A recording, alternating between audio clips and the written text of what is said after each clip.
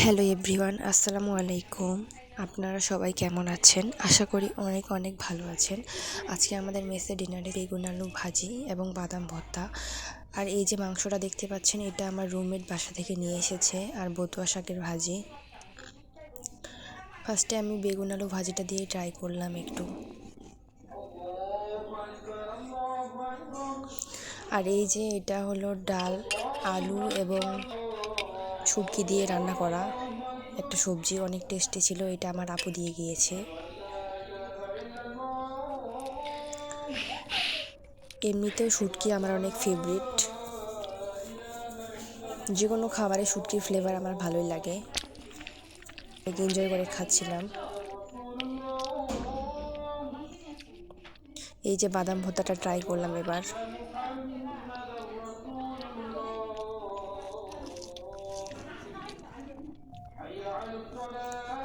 এই তো বতুয়া শাকটাও নিলাম। বতুয়া শাকটা খেতে যে এত মজা ছিল, অবিশ্বাস্য, অনেক মজা ছিল।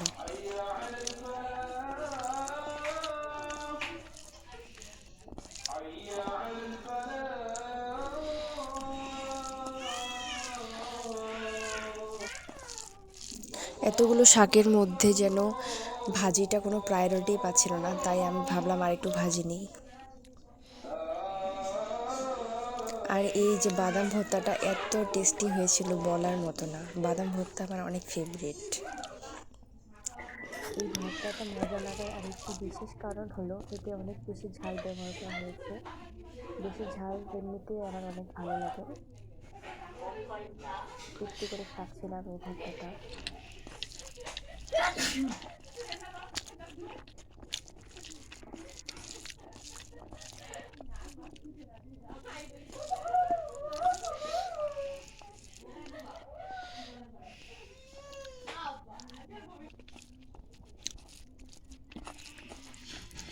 এরপরে আরেকটু আলুর ডাল নিয়েছিলাম, ওই যে শুটকি দিয়ে রান্না করা ডালটা।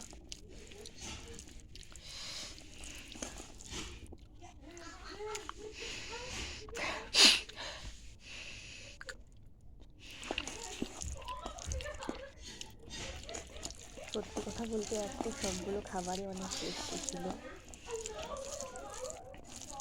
আজকে ভাতের পরিমাণটা অল্প হয়ে গিয়েছিল।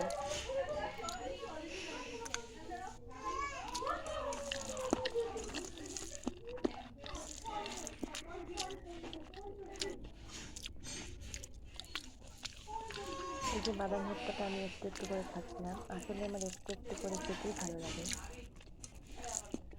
সম্পূর্ণ ফ্লেভার নেওয়ার জন্য একটু একটু করে খাওয়াই বেটার।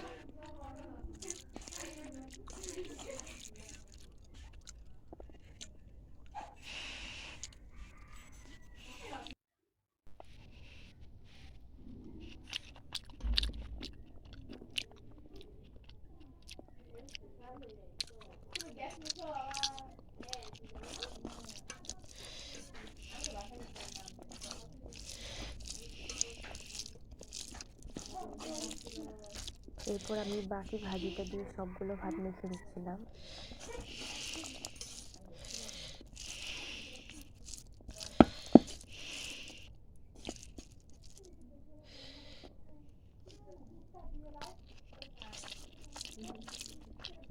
বিশেষ করে বাদাম ভর্তার সুঘ্রাণটা এত ভালো লাগে, এত ভালো লাগে, বলার মতো না।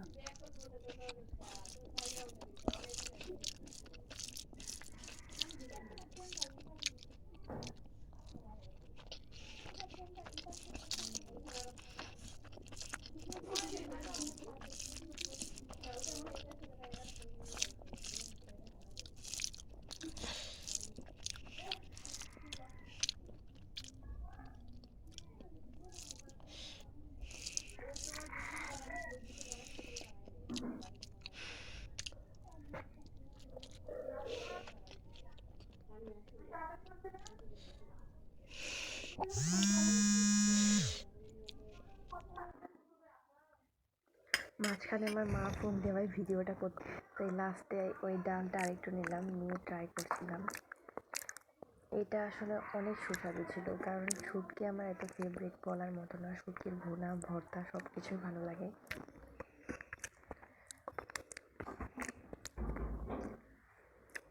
আসলে এতগুলো খাবারের ভর্তাটাই খাওয়া হয়নি, তাই এটা একটু একটু করে টেস্ট করছিলাম। সম্পূর্ণটাই মুখে একেবারেই দেইনি, কারণ এটা এত পরিমাণে ঝাল ছিল। আজকে এই পর্যন্তই।